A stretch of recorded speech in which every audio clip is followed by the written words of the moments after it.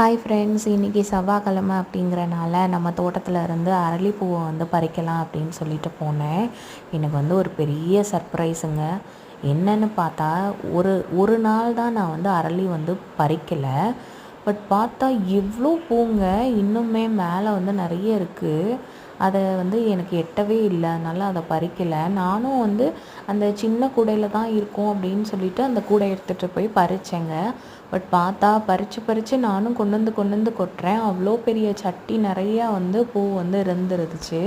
So இன்றைக்கி நல்லா சாமிக்கு போட்டுடலாம் அப்படின்னு சொல்லிட்டு பறித்த அவ்வளோ பூவையுமே நான் உட்காந்து உடனே கட்ட ஆரம்பிச்சிட்டேன்.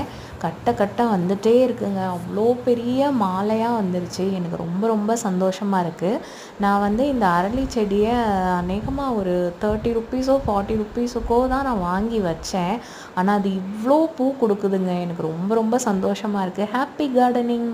எல்லோரும் இதே